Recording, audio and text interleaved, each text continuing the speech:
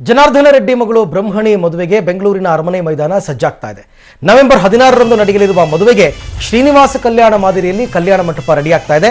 ಇನ್ನು ಮತ್ತೊಂದು ಕಡೆ 16ನೇ ಶತಮಾನದ ಕೃಷ್ಣದೇವರಾಯನ ಆಡಳಿತ ವೈಭೋಗ ನೆನಪಿಸುವಂತೆ ಹಂಪಿ ಹಾಗೂ ತಿರುಪತಿ ಮಾದರಿಯಲ್ಲಿ ಅದ್ಧೂರಿ ಸೆಟ್ ನಿರ್ಮಾಣ ಆಗ್ತಾ ಇದೆ. ಇದಕ್ಕಾಗಿ ಸುಮಾರು 250 ಕೋಟಿ ಖರ್ಚು ಮಾಡಲಾಗ್ತಾ ಇದೆ ಅಂತ ಅಂದಾಜಿಸಲಾಗಿದೆ. ಈ ಅದ್ಧೂರಿ ಸೆಟ್ನ ನಿರ್ಮಾಣ ಹಾಗೂ ನಿರ್ವಹಣೆಯನ್ನ ನಟ ಸಾಯಿ ಕುಮಾರ್ ಅಂಡ್ ಟೀಮ್ ವಹಿಸಿಕೊಂಡಿದೆ. ಇನ್ನು ಒಳಾಂಗಣ ವಿನ್ಯಾಸಕ್ಕೆ 25ಕ್ಕೂ ಹೆಚ್ಚು ಎಂಜಿನಿಯರ್ಗಳು ತಂಡ ಆಗಮಿಸಿದೆ.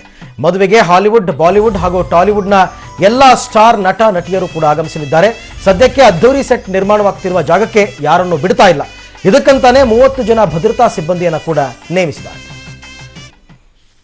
ಮಾಜಿ ಸಚಿವ ಗಣಿ ಧಣಿ ಜನಾರ್ದನ ರೆಡ್ಡಿ ಮಗಳ ಮದುವೆಗೆ ಭರ್ಜರಿ ಸಿದ್ಧತೆ ನಡೀತಾನೆ ಇದೆ. ಇನ್ನು ಬಳ್ಳಾರಿಯಲ್ಲಿ ವಿವಾಹ ಪೂರ್ವ ಕಾರ್ಯಗಳು ವೈಭವೋಪೇತವಾಗಿ ನಡೀತಾ ಇದೆ. ಇನ್ನು ಮದುವೆಗೆ ಮುನ್ನ ಬ್ರಹ್ಮಣಿಗೆ ಟಾಲಿವುಡ್, ಕಾಲಿವುಡ್ನ ಸ್ಟಾರ್ ನಟಿಯರಾದ ರಾಧಿಕಾ, ಸ್ನೇಹ, ಮೀನಾ ಹಾಗೂ ನೇಹ ಬ್ರಹ್ಮಣಿಗೆ ಅರಿಶಿನ ಕುಂಕುಮ ಹಚ್ಚಿ ಹಾರೈಸಿದರು. ಅಲ್ಲದೆ ಅರಿಶಿನ ಕಾರ್ಯದ ವೇಳೆಯಲ್ಲಿ ಸಾಂಸ್ಕೃತಿಕ ಕಾರ್ಯಕ್ರಮಗಳನ್ನು ಕೂಡ ಆಯೋಜಿಸಲಾಗಿತ್ತು. ಇನ್ನು ಮಧುಮಗಳನ್ನ ಕರೆದುಕೊಂಡು ಹೋಗೋದಕ್ಕೆ ರೋಲ್ಸ್ ರಾಯ್ಸ್ ಕಾರನ್ನ ವಿಶೇಷವಾಗಿ ಅಲಂಕರಿಸಲಾಗಿದ್ದು ಬಳ್ಳಾರಿಯಲ್ಲಿ ಒಂದು ರೀತಿ ರಾಜ ವೈಭೋಗದ ವಾತಾವರಣ ಸೃಷ್ಟಿಯಾಗಿದೆ.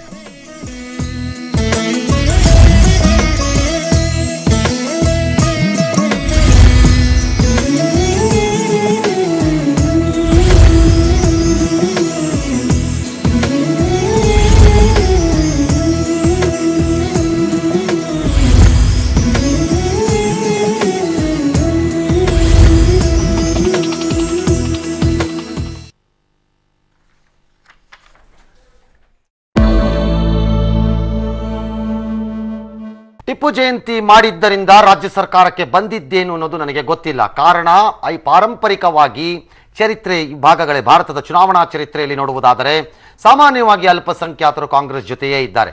ಹಾಗಾಗಿ ಅವರ ಜೊತೆಯೇ ಇರುವವರನ್ನ ಮತ್ತೆ ಅವರನ್ನೇ ಮೆಚ್ಚಿಸಲು ಯಾಕೆ ಮಾಡ್ತಾರೆ ಅನ್ನೋದು ಒಂದು ಆರೋಪ.